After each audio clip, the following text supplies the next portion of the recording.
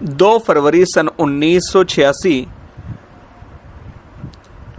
सीरत सैयदना अबू बकर रज़ी अल्लाह ताला अन्हु के मौजू पर कारी मोहम्मद हनीफ साहब मुल्तानी बयान फरमा रहे हैं। हिस्सा नंबर 1 समाअत फरमाएं। शुक्रिया।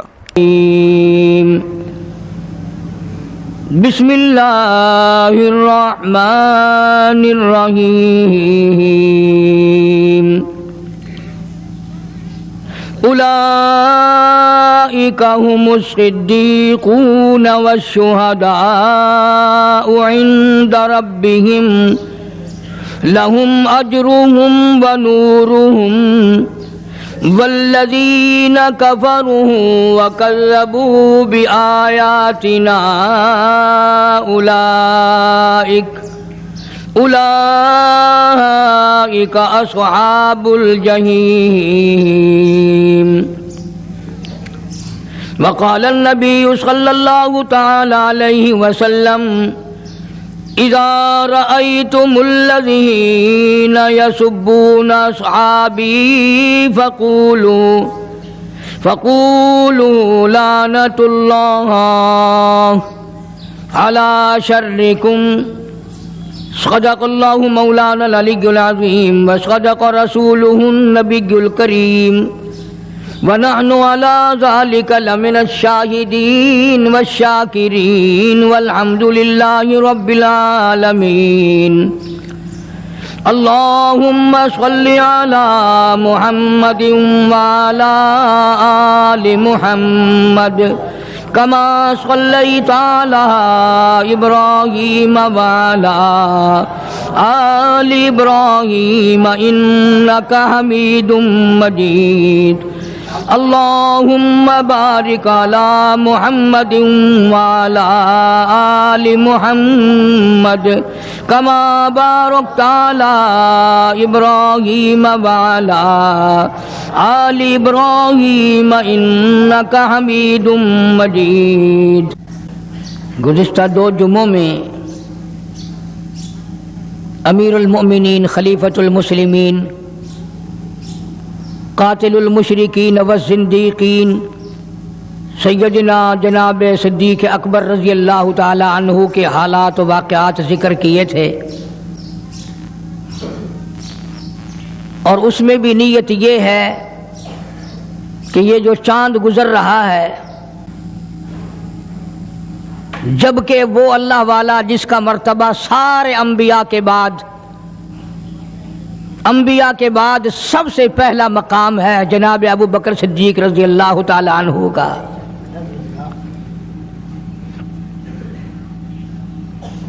आप लोग तो ये सोच रहे होंगे ना कि ये हर जुमे को सिद्दीक़ अकबर करता रहता है। मैं नहीं करता, मैं कहता हूं कि सरकार मदीना सल्लल्लाहु अलैहि वसल्लम सारी उम्र अबू बकर फरमाते रहे।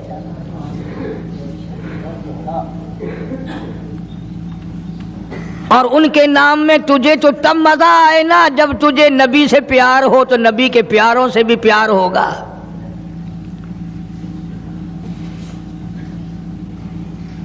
मुजद्दद अल्फसानी सरहंदी रहमतुल्लाह अलैह हजारों औलिया कराम के सरदार मकतूबात में लिखते हैं,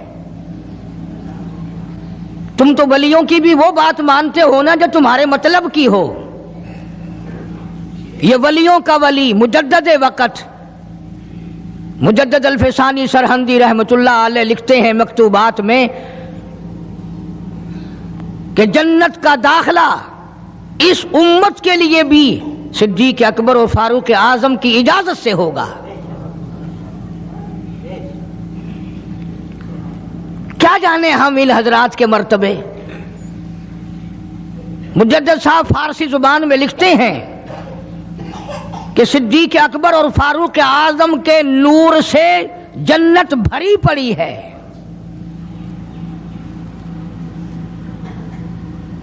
जन्नत की जीनत इन दोनों हजरात से मुजद्दिद साहब लिखते हैं। वो कितने मर्तबे वाले लोग होंगे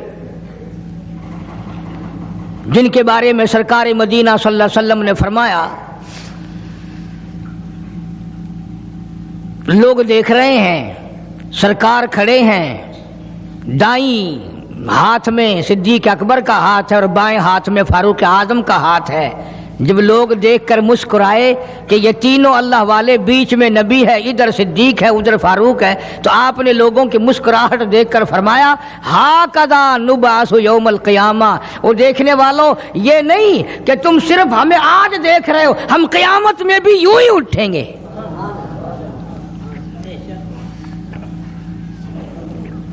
کتنا عظیم مرتبہ ہے. اور زندگی کا تقوی اور پرہیزگاری جو گزری اس کا تو کہنا ہی کیا. خلافت کا دور ہے، امیر المؤمنین ہے، بادشاہ ہے صدیق اکبر رضی اللہ تعالیٰ عنہ.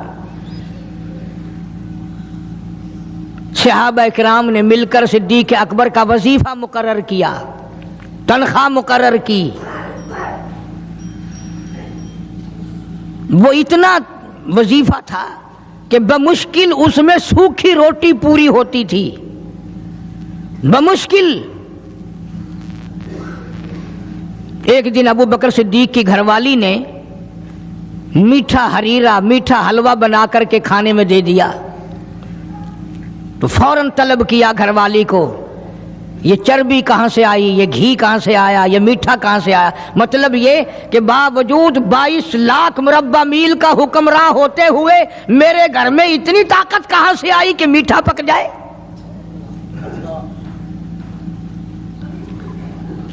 میرے گھر میں اتنا پیسہ کہاں ہے کہ میٹھا پکے، یہ تم نے کیسے بنایا، کہاں سے لائی ہو.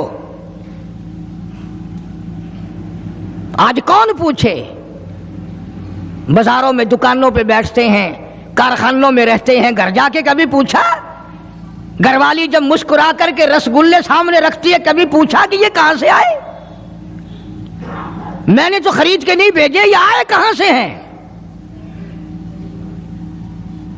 کبھی میرے جیسے کسی ملا نے پوچھا کہ یہ تو جو تم نے ختم شریف میں 50 کھانے رکھے ہیں، مرنے والا یتیم بچے چھوڑ گیا، یہ 50 کھانے آئے کہاں سے ہیں؟ حالانکہ قرآن کہتا ہے ان الذین یأکلون اموال الیتامی ظلما انما یأکلون فی بطونہم نارا. یتیم کا مال کھانا ایسا ہے جیسا اپنے پیٹ میں انگارے بھر لینا.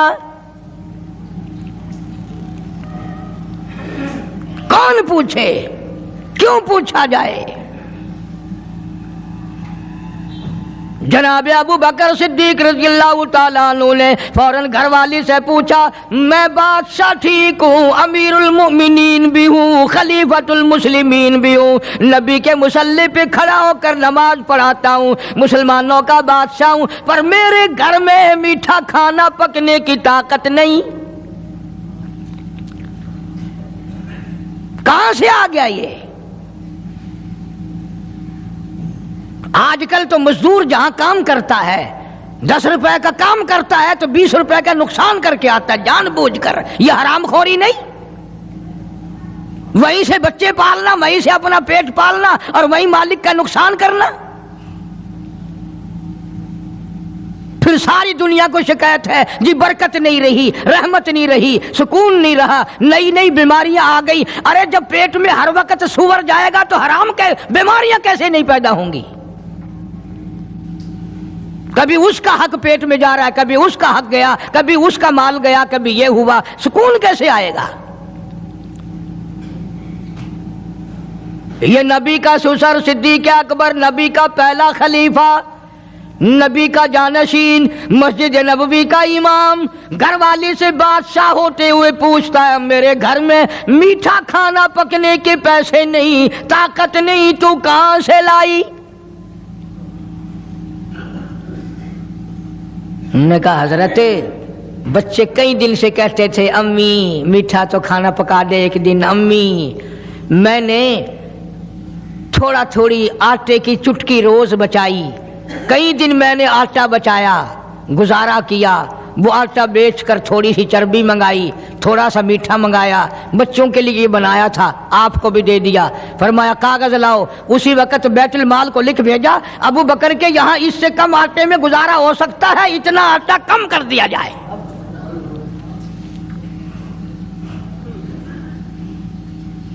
तुम क्या जानो अबू बकर कौन है?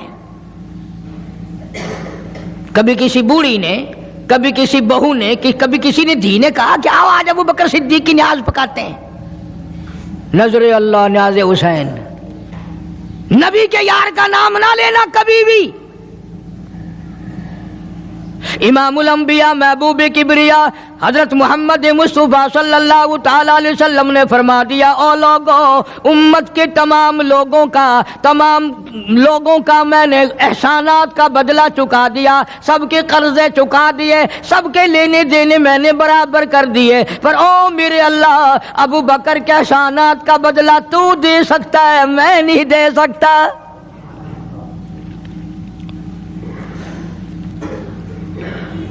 सारा घराना बड़ा अजीब है, घर का घर बड़ा अजीब है। हिजरत फरमाकर तशरीफ ले गए नबी करीम सबका जो सल्लल्लाहु अलैहि वसल्लम की ज़ात अक़दस के साथ तशरीफ ले गए। सिद्दीक़ अकबर का वालिद जिंदा है, अबू कुहाफा बूढ़ा है, आंखों से नाबीना है, अभी ईमान नहीं लाया हिजरत वाली रात तक, बाद में लाया है। लाठी के सहारे घर आया, पता तो चल गया ना कि रात चला गया नबी के साथ मेरा बेटा, और आके पोतियों को कहने लगा, क्यों अस्मा जी दादा जान, मेरा तो अपना ख्याल ये है कोई टेडी, कोई पैसा, कोई कपड़ा, कोई गल्ला तुम्हारे लिए नहीं छोड़ के गया होगा। बावजूद काफिर होते हुए उस वक्त तक अबू बकर का वालिद मुसलमान नहीं, लेकिन जानता है कि मेरे बेटे को नबी की इतनी मोहब्बत है, वो इतना कुर्बान है, वो इतना परवाना है और इस कदर जानिसार है, कोई शय घर में नहीं छोड़ के गया होगा।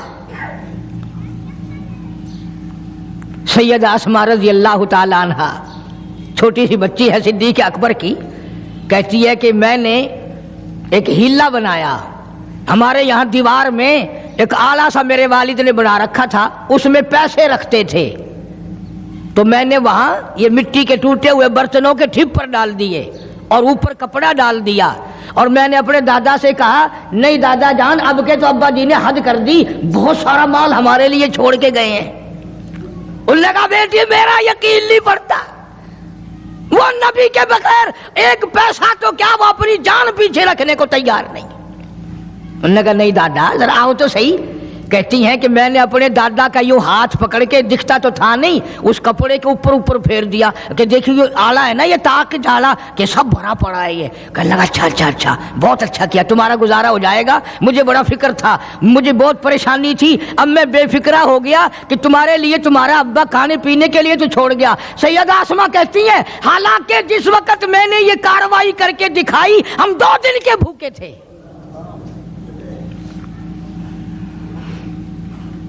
हजारों रुपया जितना भी माल था घर में, जब नबी के साथ गए सारा पल्ले बांध के ले गए, ना जाने कहां काम आएगा। ये वो सैयदा अस्मा रज़ियल्लाहु ताला अन्हा जिसका हाल ये है, सारा दिन खजूरों की गुठलियां इकट्ठी करती है, शामन को हामन दस्ते में कूट कर शाम को पानी में घोल कर पी जाती है, सारी रात मुसल्ले पे खड़ी होकर कुरान पढ़ती है।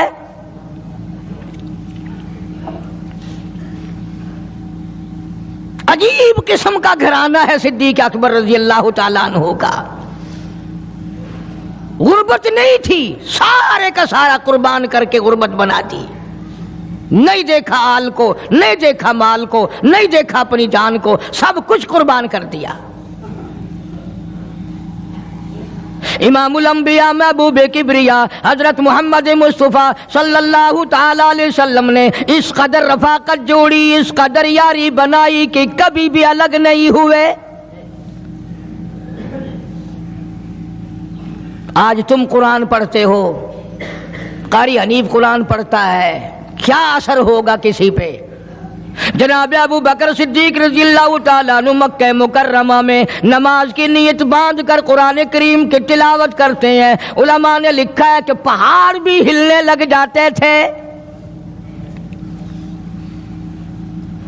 اور کافروں نے نبی پاک سب کا جو صلی اللہ علیہ وسلم سے شکایت کی کہ اپنے ابو بکر کو کہو یہ رات کو قرآن زور سے نہ پڑھے، ہمارے بیوی بچوں پہ اثر ہوتا ہے، ہمارے بچے مسلمان بننے کے لیے تیار ہو جاتے ہیں، ہماری عورتیں قرآن سن کر کفر چھوڑ کر مسلمان بننے کو تیار ہو جاتی ہیں، ابو بکر سے کہو یہ آہستہ قرآن پڑھا کرے. یعنی اس کی زبان میں اس قدر تاثیر تھی اور اس قدر اللہ تبارک و تعالیٰ نے خوف رکھا تھا، جو صدیق کی زبان سے قرآن سنتا تھا مسلمان بننے کے لیے تیار ہو جاتا تھا. آج ہم قرآن پڑھیں، حدیث پڑھیں، کچھ بھی پڑھیں، اثر نہیں ہوتا. کیسے ہو؟ ہمارے یہاں دلوں میں جگہ ہو جبھی تو بات بنے. اس لیے قرآن کریم کہتا کلا بل ران علی قلوبہم ما کانوا یکسبون. گناہ کرتے کرتے، حرام کھاتے کھاتے اس قدر دل کالے ہو گئے، اب قرآن کے لیے، دین کے لیے، ایمان کے لیے گنجائش کوئی نہیں، اندر گنجائش ختم ہو گئی، سارا دل بھر گیا. فرمایا کلا انہم عن ربہم یومئذ لمحجوبون. ہرگز ایسا نہیں جو لوگوں کا خیال ہے، دین ان کے خیالات پہ نہیں چل سکتا. جناب ابو بکر صدیق رضی اللہ تعالیٰ عنہ بیمار ہیں، آخری وقت قریب ہے. اللہ اللہ. سیدہ عائشہ صدیقہ رضی اللہ تعالیٰ عنہ کے ہاتھ میں نیا کپڑا دیکھا، بیٹی کے ہاتھ میں نیا کپڑا دیکھا. صدیق اکبر رضی اللہ تعالیٰ عنہ نے فرمایا بیٹی یہ کپڑا کیسا ہے؟ عرض کی ابا جان کفن کے ارادے سے منگوا لیا ہے، نہ جانے کس وقت ضرورت پڑ جائے گی، مجھے خطرہ ہے، اندیشہ ہے، آپ کا آخری وقت ہے، میں نے کفن کے لیے کپڑا منگا لیا ہے. اللہ اکبر. ناراض ہوئے. فرمایا عائشہ وعدہ کرو مجھ پر نیا کفن نہیں ڈالو گی. عائشہ یہ کپڑا جو تو نے کفن کے لیے منگایا مدینے کی کسی بیوہ کو دے دینا، سر پہ ڈال کے پردہ کر لے گی. عائشہ کسی یتیم کو دے دینا، وہ اپنا کرتا بنا لے گا، وہ غریب اپنا ننگ ڈھک لے گا، مجھے نئے کفن کی کوئی ضرورت نہیں. اللہ کے یہاں کفن نہیں دیکھے جاتے، اس کے یہاں تو اعمال دیکھے جاتے ہیں.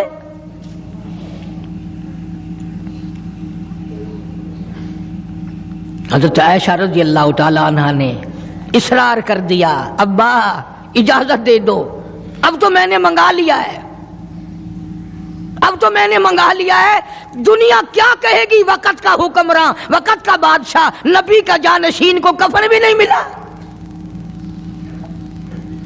پھر دوسرا رخ اختیار کیا ہے صدیق اکبر سب کا جو رضی اللہ تعالیٰ عنہ. فرمایا عائشہ او میری بیٹی، نبی کریم صلی اللہ تعالی علیہ وسلم کا آخری وقت تیری گود میں آیا، تیرے سامنے آیا، تو نے آقا مدنی صلی اللہ علیہ وسلم کا آخری وقت دیکھا. حضرت عائشہ رونے لگی، ہاں میں نے دیکھا، سب کچھ مجھے معلوم ہے، پر عائشہ شہنشاہ کائنات کا کفن بتا. اس مدنی کریم صلی اللہ علیہ وسلم کا، دو جہان کے بادشاہ کا، یتیموں کے وارث کا، بیواؤں کے سہارے کا، دو جہان کے سردار، دو جہان کی رحمت حضرت محمد کریم صلی اللہ علیہ وسلم کا کفن بتا. حضرت عائشہ رونے لگی، عرض کی ابا جان جن کپڑوں میں سرکار اس دنیا سے تشریف لے گئے ان کپڑوں میں 12 پیوند تھے، 12 ٹاکیاں تھی. فرمایا عائشہ پھر تیرا کیا خیال ہے، میرا محبوب ٹاکیوں میں گیا ہو میں نئے پہن کے جاؤں؟ جن کپڑوں میں میری وفات ہو یہی میرے کفن میں استعمال کرنا. یہی کپڑے مجھے کفن میں دے دینا جو میرے جسم پہ ہیں، اس لیے کہ جب میں اپنے آقا سے ملوں گا تو شرمندگی نہ ہو۔ اور آج ذہن یہ ہے کہ میت کے کپڑے کو ہاتھ بھی نہ لگانا، پہننا تو درکنار، ہاتھ لگانے کو تیار نہیں، گھر میں رکھنے کو تیار نہیں، یوں لکڑی سے اٹھا کر پرے پرے پھینکتے ہیں، آگ لگاتے ہیں، نہلانے والے کو دے دیتے ہیں، وہ بھی نہیں پہنتا، یوں ہی گلیوں میں نالیوں میں پھینک جاتا ہے۔ نہ تیرا باپ مرا، جب تجھے نفرت ہے کپڑوں سے، مردہ نوانے والے کا وہ ماما لگتا ہے، وہ کیوں پہنے؟ عرض کرنے کا مقصد یہ کہ ان حضرات کی زندگی تو دیکھو، اور وفات شریف سے پہلے 2.5 برس جو وظیفہ لیا، جو تنخواہ لی سرکاری خزانے سے، خیبر کی زمین بیچ کر صدیق اکبر رضی اللہ تعالیٰ عنہ نے 2.5 برس کی تنخواہ کا حساب کر کے وہ ساری تنخواہ جو لی تھی بیت المال میں واپس داخل کر کے پھر دنیا سے رخصت ہوئے۔ جو تنخواہ لی تھی 2-2.5 سال میں وہ ساری کی ساری واپس کر دی جناب ابو بکر صدیق رضی اللہ تعالیٰ عنہ نے، کہ میں مسلمانوں کا پیسہ کھا کے نہیں مرنا چاہتا، چاہے تنخواہ کے طور پر تھا، کل قیامت میں میرے لیے رکاوٹ نہ بن جائے۔ آج مجھے اور آپ کو تو یہ تلاش بھی نہیں کہ اپنا حلال کے پیسوں سے کفن تو بنا کے رکھ لیں۔ ایئر کنڈیشن کا ہر وقت ذکر ہے، گھر میں ہونا چاہیے، فریج ہونا چاہیے، پنکھے ہونے چاہیے، یہ ہونا چاہیے، کار ہونی چاہیے، موٹر ہونی چاہیے، یہ ہونا چاہیے، اور کبھی گھر میں یہ ذکر بھی ہوا کہ حلال کا کفن بھی ہونا چاہیے۔ وہ کدھر سے آئے گا؟ اس کے لیے کون انتظام کرے گا؟ کون ہم نے گھر میں پیدا کر رکھا ہے جو اس وقت یہ بات دیکھ کر کفن لائے گا؟ اس لیے قرآن کریم نے اعلان کر دیا، لوگوں اپنا سب کچھ پاک صاف بن کے دنیا سے جاؤ، اپنا بدن بھی پاک ہو، عمل بھی پاک ہو، پیٹ بھی پاک ہو، کفن بھی پاک ہو۔ ان ساری میں وہ بات کرتا ہوں جس سے نہ دیوبندی بچے، نہ بریلوی بچے، نہ شیعہ بچے، نہ سنی بچے۔ موت کا جھٹکا تو سب کو لگنا ہے نا، اور ایسا لگتا ہے لاکھوں برس تک منہ کڑوا رہتا ہے۔ جناب صدیق اکبر رضی اللہ تعالیٰ عنہ نے وہ تنخواہ جو لی تھی ساری زندگی میں، وہ بھی بیت المال میں واپس کر دی، اور تمام کے تمام لوگوں کے حقوق چکا دیے۔ باقی جو بات رہی وہ سیدھی کمتر مرحوم کہتا ہے، اجاں صدیق دا اسلام تے قرضہ بقایا ہے، اجاں صدیق دا اسلام تے قرضہ بقایا ہے، جتا جس دے ہاتھوں اس آخری ضامن دسایا ہے، وصولی دا نہ چنتا نہ لکھوایا صحابہ نے، مدنی کریم صلی اللہ تعالی علیہ وسلم کے جانثار، نبی کا یار، نبی کا وفادار، ہر وقت کا ساتھی، اسی غم میں رہتا ہے۔ اور وصیت کی کہ مجھے غسل دینا، میرے انہی کپڑوں میں دفن کرنا، اور فرمایا میرا جنازہ اٹھا کر حجرے مبارک کے سامنے لے جانا، حجرے عائشہ کے سامنے لے جانا، توجہ کرنا، نیند نہ کرو۔ اور یوں فرمایا نبی پاک صلی اللہ علیہ وسلم کی جہاں قبر شریف ہے، حضور کا حجرہ ہے، روضہ ہے، دروازے پہ کھڑے ہو کر آواز لگانا، کالی کملی والے صدیق آ گیا ہے۔ فرمایا اگر اجازت ہو تو اندر دفن کرنا، اور اگر اجازت نہ ہو تو جنت البقیع میں لے جانا۔ علماء کہتے ہیں کہ جب میت کو جا کر کے روضہ اقدس صلی اللہ علیہ وسلم کے سامنے رکھا اور آواز لگائی تو دروازہ خود بخود کھل گیا، اور آواز آئی دیر نہ کرو، محبوب کو محبوب سے ملا دو۔ کیا شان ہے ان لوگوں کی، کیا عظمت ہے ان لوگوں کی، ساری زندگی اس محبت میں، عظمت میں، اکرام میں گزاری جو اس کائنات میں کوئی اس قدر اکرام کر نہیں سکتا۔ مدینے پاک میں ایک وقت ایسا بھی آیا کہ دشمنوں نے مدینے کے گورنر کو گانٹھ لیا، اس کو رشوت دی، پیسے دیے اور کہا کہ ہمیں اجازت ہونی چاہیے، ہم روضہ اقدس کو کھود کر ابو بکر صدیق اور فاروق اعظم کی لاشیں نکالنا چاہتے ہیں یہاں سے۔ چنانچہ حاکم وقت نے پیسے کھا کر اجازت دے دی۔ شمس الدین سراج ایک بزرگ ہے جو اس وقت مدینہ پاک یعنی روضے کے متولی ہیں، مسجد نبوی کے متولی ہیں، گنبد خضرا صلی اللہ علیہ وسلم کے محافظ اور نگہبان ہیں۔ وہ فرماتے ہیں کہ رات آدھی جب گزری تو کنڈی کھٹکی مسجد کی، میں نے کنڈی کھول دی تو مجھے حکم ملا کہ تم خاموش رہو، اگر آواز نکالو گے سر اتار دیا جائے گا۔ ایک آدمی اندر داخل ہوا، دوسرا داخل ہوا، تیسرا آیا، کسی کے ہاتھ میں کسی، کسی کے ہاتھ میں گنتی، کسی کے ہاتھ میں ٹوکری، کسی کے ہاتھ میں تسلا مٹی اٹھانے والا، سب کے سب یوں لے کر داخل ہو رہے ہیں۔ اور مجھے یہ کہا گیا کہ یہ جو کچھ کرتے ہیں روکنا نہیں، کسی کو بتانا نہیں۔ شمس الدین سراج بزرگ رحمت اللہ علیہ کہتے ہیں وہ جب 40 کے 40 اندر داخل ہو گئے، پچھلے نے مجھے اشارہ کیا دروازہ بند کر دے، اب کسی اور کو اندر نہ آنے دینا۔ وہ اللہ والا کہتا ہے مجھے بتا تو دیا گیا تھا دونوں جلیل القدر صحابہ حضرت شیخین کی بے ادبی کریں گے، قبر کھودیں گے، ان کی میت نکال لیں گے۔ فرماتے ہیں میں نے دروازہ بند کر دیا، میں سجدے میں گر گیا، مولا اور میرا بس نہیں، میرا کوئی چارہ نہیں، میری حکومت نہیں، میری فوج نہیں، میرا لشکر نہیں، میرے پاس توپ نہیں، میرے پاس لشکر نہیں، او میرے مولا میں نے سنا ہے جیسے نبوت کا محافظ تو ہے، اسی طرح صدیق کی صداقت کا، فاروق کی عدالت کا بھی تو ہی نگہبان ہے۔ مولا میری موت بھیج دے میں نہ دیکھوں۔ شمس الدین سراج بزرگ کہتا ہے کہ اللہ کا حکم ہوا، میں نے بھی دعا تو کی تھی رو رو کے، میرے دیکھتے دیکھتے، توجہ کرنا لفظ سمجھو، میرے دیکھتے دیکھتے مسجد نبوی میں زمین پھٹی اور بمے ٹوکریوں کے، بمے سامان کے 40 کے 40 کو زمین نگل گئی۔ اللہ تم سب کو مدینہ پاک جانا نصیب فرمائے۔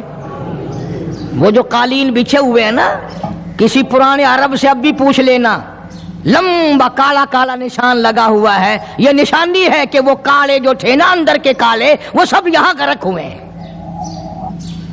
یعنی خدا صدیق اکبر کا، فاروق اعظم کا، نبی کے یاروں کا اتنا بڑا محافظ ہے، جو بدنیت سے آئے تھے ان سب کو زمین نگل گئی۔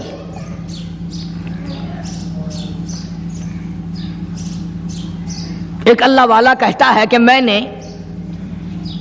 مدینہ پاک میں حاضری دی اور حضور کریم صلی اللہ علیہ وسلم کے روضہ اقدس پہ سلام پڑھا، اور میں صدیق اکبر کے موضع شریف کے سامنے کھڑا ہو کر سلام عرض کر رہا تھا، پڑھ رہا تھا۔ میں جب واپس ہٹنے لگا تو ایک آدمی مجھے کہنے لگا آپ کہاں سے آئے ہیں؟ اس نے بتایا کہ میں فلاں جگہ سے آیا ہوں۔ کہ آپ بڑے نیک آدمی معلوم ہوتے ہیں، بڑا اچھا سلام پڑھ رہے تھے، تعریف اچھی کر رہے تھے، میرے یہاں کھانا کھانے چلو۔ اللہ والا کہتا ہے کہ میں اس کی باتوں میں آ گیا کہ چل بھائی، مدینے کا آدمی ہے، مدینے کا آدمی ہے، دعوت کر رہا ہے، انکار کروں تو سنت کے خلاف ہونے کا، چل بھائی۔ لے گیا اور وہاں جا کر ایک مکان میں اس اللہ والے کو بند کر کے، کوٹڑی میں اس کو زنجیروں میں باندھ کر اس کی زبان کاٹ دی۔ تو نے صدیق کی اتنی تعریف کیوں کی؟ اور پھر چھوڑ دیا کہ جا صدیق سے ٹھیک کرا کے دکھا۔ وہ پھر مسجد نبوی میں آیا، وہ خود بیان کرتا ہے کہ میں روز اقدس صلی اللہ علیہ وسلم کے سامنے کھڑا ہو کے رو پڑا، کالی کملی والے تیرے یار کی تعریف کی میری زبان کٹ گئی، ریاض الجنہ میں بیٹھ کے روتا رہا، دعا کرتا رہا، اور وہ جو زبان کاٹ کے الگ کی تھی وہ بھی اس کے ہاتھ پہ رکھ دی تھی اس کاٹنے والے نے۔ کہتا ہے کہ مجھے تھوڑی سی نیند سی آ گئی، غنودگی سی طاری ہو گئی، تو مجھے فوراً حضور کریم سب کا جو صلی اللہ علیہ وسلم کی زیارت ہوئی، دیدار ہوا۔ فرمایا کیوں روتا ہے؟ یہ کٹی ہوئی زبان مجھے پکڑا، میں نے حضرت کے ہاتھ پہ رکھ دی، آپ نے میرے منہ میں رکھ کر پھونک مار دی، فرمایا اللہ ٹھیک کر دے گا۔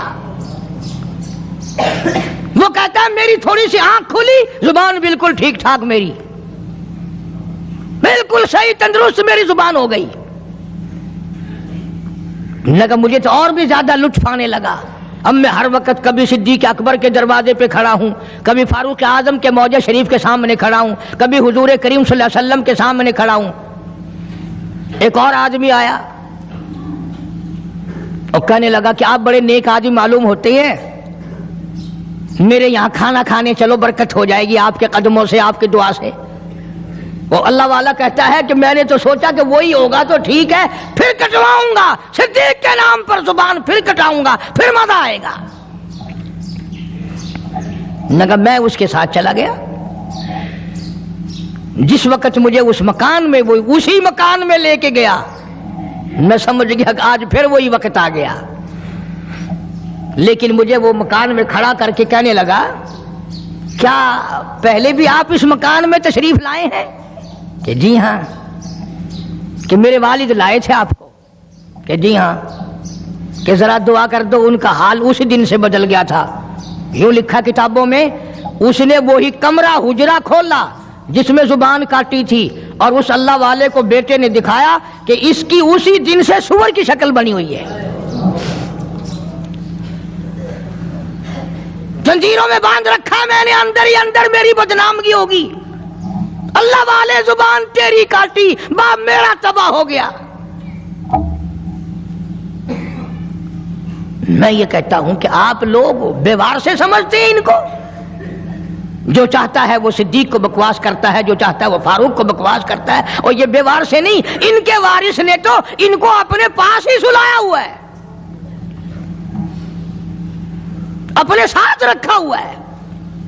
اس لیے قرآن کریم نے اعلان کرتے ہوئے فرما دیا اولئک ھم الصدیقون، یہ وہ صدیق اکبر ہے، یہ وہ اللہ والا ہے جس کو نبی سے بڑا پیار ہے، نبی کو اس سے بڑا پیار ہے، پروردگار عالم کو بھی اس سے بڑا پیار ہے۔ اس نے اپنا سب کچھ میرے محبوب کی ذات گرامی پہ قربان کر دیا، عزت کو عزت نہ سمجھا، سرداری کو سرداری نہ سمجھا، تمام کا تمام اپنا کردار کیا، اعمال کیا، اقوال کیا، افعال کیا، مال کیا، اولاد کیا، تمام کا تمام آقا کی ذات پہ قربان کر دیا۔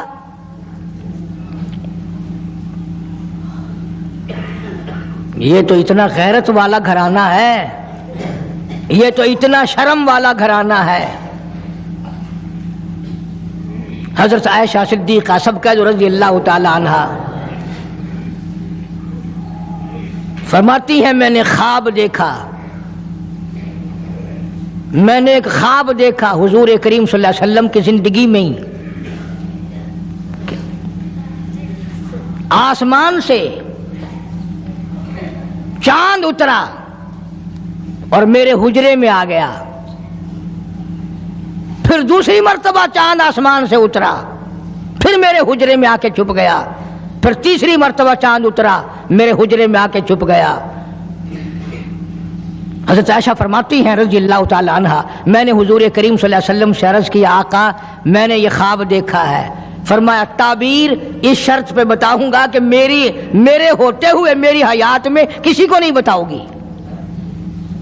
فرمایا میں نہیں بتاؤں گی۔ حضور نے فرمایا عائشہ یہ تیرا حجرہ ہے، پہلا چاند اس میں میں آؤں گا، دوسرا چاند ابو بکر آئے گا، تیسرا چاند فاروق اعظم یہیں آئے گا۔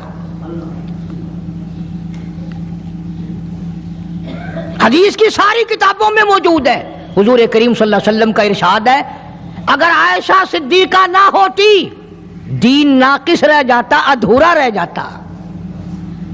یہ جو دین کو کامل کرنے والا گھرانہ ہے.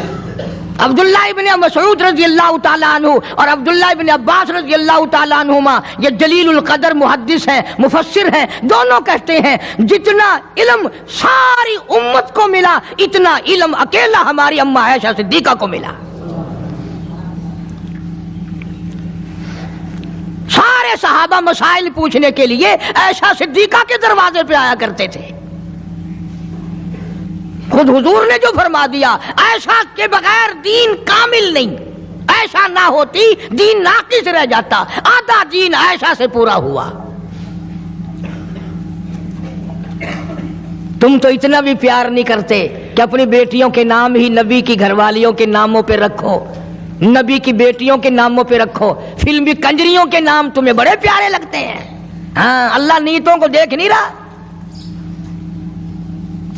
خانم فلانی خانم، اور پھر تھوڑے دنوں کے بعد جب وہ دم خم ہوتی ہے پھر روتے پھرتے ہیں پتہ نہیں یار کہاں چلی گئی، کالج گئی تھی مڑ کے آئی نہیں. کیسے آئے؟ یہ جو جلوس پلوس نکالتی پھرتی ہے نا ان میں ایک بھی مسلمان گھر کی عورت نہیں ہے. تحقیق کر کے دیکھو یا یہودیوں کی نسل ملے گی یا عیسائیوں کی نسل ملے گی.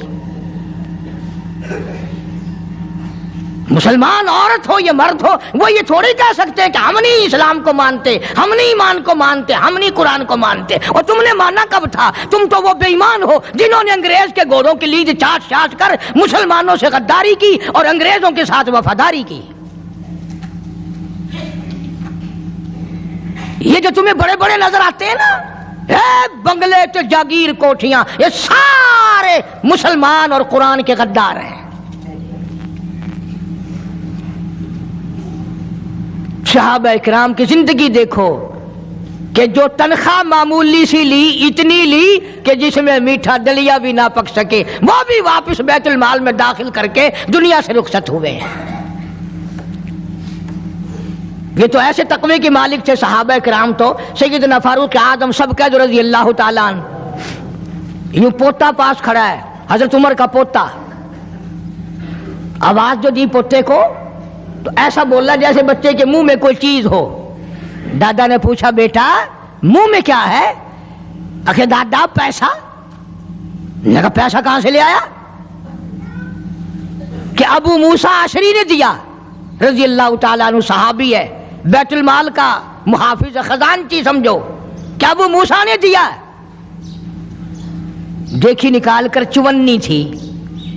اب بتاؤ کیا غضب ہو گیا اس میں، کیا طوفان ٹوٹ گیا تھا، کیا آسمان ٹوٹ گیا تھا اگر تنخواہ خزانے کے محافظ نے، خزانے والے نے امیر المومنین کے پوتے کے ہاتھ پہ 54 رکھ دی تو کیا ہو گیا. فاروق اعظم نے ابو موسیٰ عشری کو طلب کیا ہے، بلایا ہے، فرمایا یہ 4 آنے کہاں سے لایا تھا؟ یہ 4 آنے کہاں سے لایا تھا؟ انہوں نے کہا جی خزانے کی کوٹھڑی میں جھاڑو دی تھی، کوڑا کباڑ مٹی جو باہر نکالی اس میں سے یہ درہم 54 نکل آئی. بچہ میرے پاس کھڑا تھا، میں نے ہاتھ پہ رکھ دیا کہ کوئی شے کھا لے گا، کوئی چیز لے کے کھا لے گا، بچہ ہے. ہوں تیرے ورگا ہوں نا تو چاٹ مارے اچھا میرے بال کو 54 دے وہ نہیں آئی، بیا خزانہ سارا تیرے پیو ہے. فاروق فرماتے درہ اٹھا کے لاؤ. ابو موسیٰ اگر تو نبی کا چہیتا صحابی نہ ہوتا کوڑے مار مار کر تیرا چہرہ بگاڑ دیتا. اور قوم کے خزانے کی 54 دینے کے لیے تجھے میرا ہی پوتا ملا، سرکاری خزانے کی 54 دینے کے لیے تجھے میرا ہی پوتا ملا ہے. کیوں تو نے ایسا کیا ہے؟ آج جن پر تم دفتروں میں بیٹھ کر کرسیوں پہ یوں چوڑے ہو کر باتیں کرتے ہیں، صحابہ کے زمانے میں یوں ہوا، صحابہ کے زمانے میں یوں ہوا. اور یہ تو وہ لوگ تھے جن کے بارے میں خدا کہتا ہے رضی اللہ عنہم ورضوا عنہ، یہ میرے ہیں میں ان کا ہوں، تم اپنا فکر کرو. اللہ پاک کی کروڑ رحمتیں نازل ہوں صدیق اکبر کے مزار پہ، فاروق اعظم کے مزار پہ اور سارے صحابہ کے مزارات پر. یہ بڑے اونچی شان اور اونچی عظمتوں والے لوگ تھے. یہ تو یہ رہے، ان کے غلاموں نے کمال کر دیا، ان کے ماننے والوں نے حد کر دی. مولانا جعفر تھنیسری رحمت اللہ علیہ لکھتے ہیں، جو انگریز کے مقابلے میں لڑے، کہ میرا مکان بھی انگریزوں نے چھین لیا، میرے چھوٹے چھوٹے بچوں کو گلے سے پکڑ کر باہر پھینک دیا، میری زمین کرک کر لی، اور میرے پیروں میں 20 سیر لوہا ڈال دیا، اور امبالے سے لے کر لاہور تک گھوڑوں کو مارنے والی چابک مار مار کے لاہور لایا گیا. اس کے بعد فرماتے ہیں کہ ہمیں حکم ملا کہ جعفر تھنیسری کو پھانسی دی جائے گی. فرماتے ہیں جس دن وہ وقت آیا، میں نے رات کو اپنے ہی پلاٹ میں، علاقے میں، جیل خانے میں جو درخت پتے کھڑے تھے، میں نے رات کو پتے چبا کر روزے کی نیت کر لی، کل مجھے پھانسی آئے گی، میں اپنے اللہ کی حضور میں روزہ دار ہو کے جانا چاہتا ہوں. فرماتے ہیں بجائے پھانسی کے پکڑ کے باہر لے گئے، اتنا مارا سارا دن ہوش نہ آیا. اگلی رات ہو چکی تھی، جب مجھے ہوش آیا، میں نے پلاٹ میں سے 2 کے توڑ کر سارا دن کی پٹائی والا روزہ افطار کر لیا.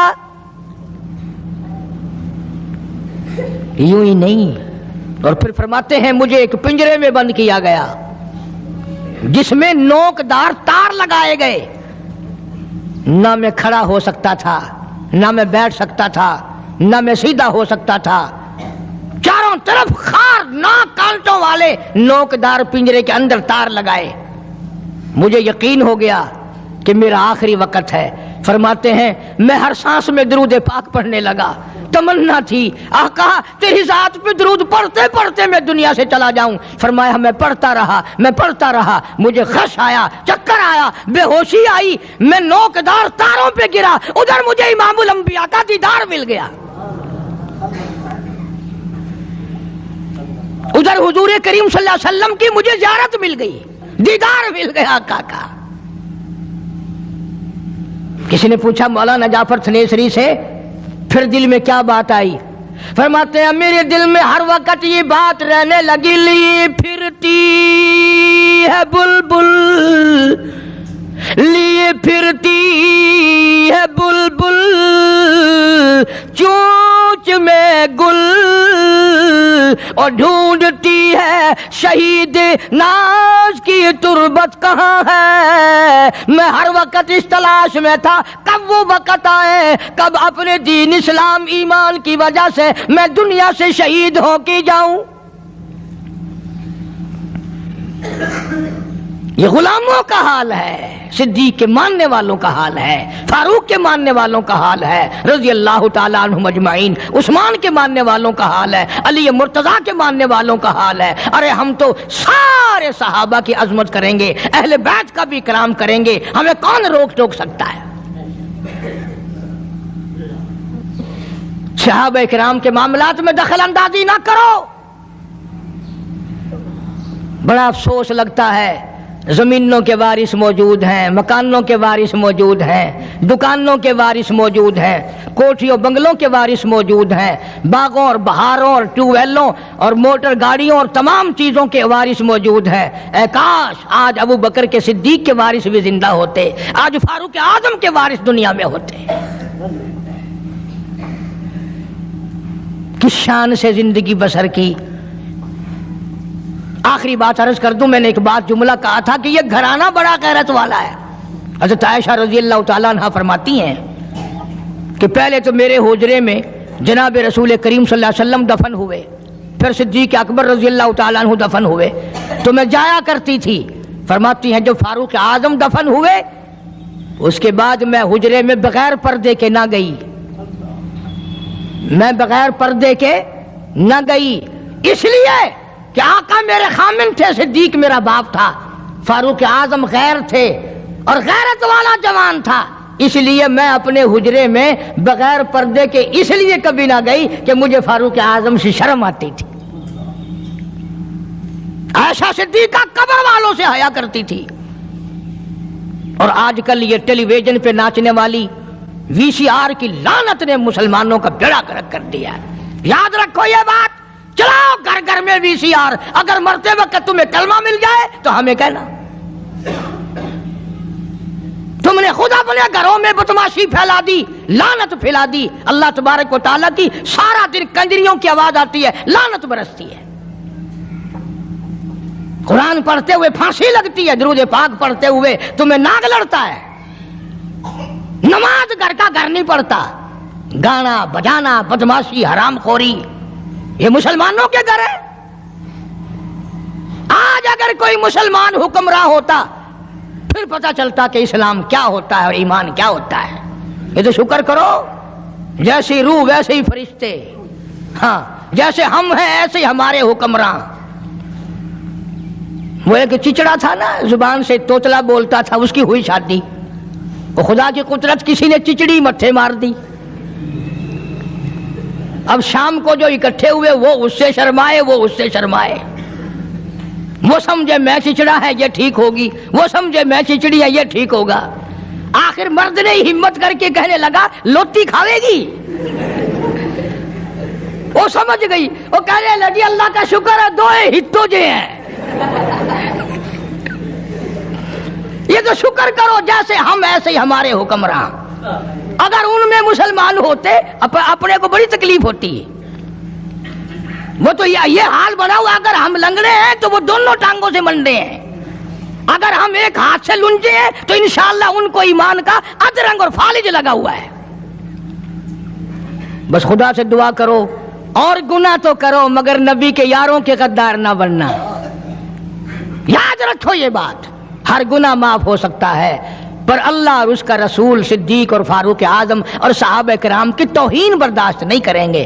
اللہ پاک مجھے اور آپ کو عمل کی توفیق عطا فرمائے، صحابہ کرام کی عظمت عطا فرمائے، اور اہل بیت کا خدمت گزار اور عظمت عطا فرمائے، نبی کے سارے گھرانے کی غلامی نصیب فرمائے. وآخر دعوانا ان الحمدللہ رب العالمین. اللہم صلی وسلم وبارک علی سیدنا و مولانا محمد النبی الامی الہاشمی وعلی آلہ واصحابہ برۃ الکرام. یا اللہ سب بیماروں کو شفا عطا فرما. حافظ عبید اللہ کی والد کی ٹانگ میں تکلیف اب تک چل رہی تھی، پلستر ہوا ہے، اللہ پاک شفا دے، والد کو بھی شفا دے. منیر عالم ایک دوست ہے، ان کی والدہ اسپتال میں داخل تھی، اللہ پاک شفا کاملہ عطا فرمائے. کئی دوستوں نے کہا ہے کہ ان کو بھی تکلیف ہے، اللہ تعالیٰ ان کی کئی ساتھیوں نے دعا کے لیے کہا، جس کو بھی تکلیف ہے یا کسی کے رشتہ دار عزیز کو، یا اللہ سب مریضوں کو شفا عطا فرما، سب کی پریشانیوں کو دور فرما، سب کی مشکلوں کو آسان فرما، سب کی تلخیوں کو راحتوں سے تبدیل فرما. الہ العالمین ہم سب کی جان مال عزت آبرو اور ایمان کی حفاظت فرما. دور کے نزدیک کے جنہوں نے دعاؤں کے لیے کہا، یا اللہ سب کے کاروبار میں خیر و برکت عطا فرما، سب کی فصل میں برکت عطا فرما، روزی رزق میں وسعت عطا فرما. مسجد مدرسہ اور میرے خدمت گزاروں کے اللہ پاک مال و جان میں برکت عطا فرما، دو جہان کی سعادت عطا فرما. یا اللہ سب کو حج بیت اللہ نصیب فرما، سب کو روز رسول اللہ کی زیارت نصیب فرما.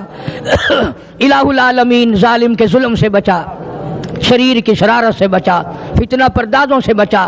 الہی ہم سب پر اپنا کرم اور فضل فرما. ربنا آتنا فی الدنیا حسنۃ فی الآخرۃ حسنۃ وقنا عذاب النار. یہ محمد یاسین بھی سبزی منڈی والا کہتا ہے، اور بھی بے شمار دوستوں نے کہا، یا اللہ سب کے کاروبار میں فصل میں برکت عطا فرما. یا اللہ بے اولاد کو اولاد عطا فرما، جس کے ذمہ قرض ہو ادا کرنے کی صورتیں پیدا فرما. ہم سب کی اولاد کو نیک اور نمازی بنا. دوستوں نے کہا ہے کہ دعا کرے اللہ تعالیٰ ہمارا خاتمہ ایمان پہ. یا الہ العالمین ہم سب کو کلمے اور ایمان والی موت عطا فرما، اچھا خاتمہ فرما، علل ایمان سب کا ہم کا خاتمہ ہو. یا اللہ جو ہمارے والدین، رشتہ دار، آبا و اجداد قبروں میں چلے گئے سب کی بخشش فرما. الہی دوستوں اور خدمت گزاروں کی مغفرت فرما. مولا ساری امت کی بخشش فرما، ساری مخلوق پہ کرم فرما. یا اللہ ہم سب کی جان مال عزت آبرو اور ایمان کی حفاظت فرما. یا اللہ افغانستان کے مسلمانوں کی جان مال عزت آبرو کی حفاظت فرما. مجاہدین کو کفر کے مقابلے میں کامیاب فرما، غیب سے نصرت اور اعانت فرما. یا اللہ روسی، امریکی، یہودی، عیسائی، مرزائی، یہ جتنے بھی چاروں طرف دین کے دشمن ہیں، ان سب کے منصوبوں کو خاک میں ملا دے. یا اللہ تمام مسلمانوں کا بھلا کر دے، سب پر رحم فرما دے، فضل کا معاملہ فرما، کرم کا معاملہ فرما، الہی ہم سب کی دستگیری فرما، یا اللہ ہماری حاجات کو پورا فرما، ضروریات کو پورا فرما، اس مدرسے میں پڑھنے پڑھانے والوں کو کامیاب فرما، ہم سب کو اخلاص کی دولت سے مالا مال فرما، اپنی رضا نصیب فرما۔ ربنا آتنا فی الدنیا حسنۃ وفی الآخرۃ حسنۃ وقنا عذاب النار۔ صلی اللہ علی حبیبہ محمد وآلہ وصحبہ اجمعین برحمتک یا ارحم الراحمین۔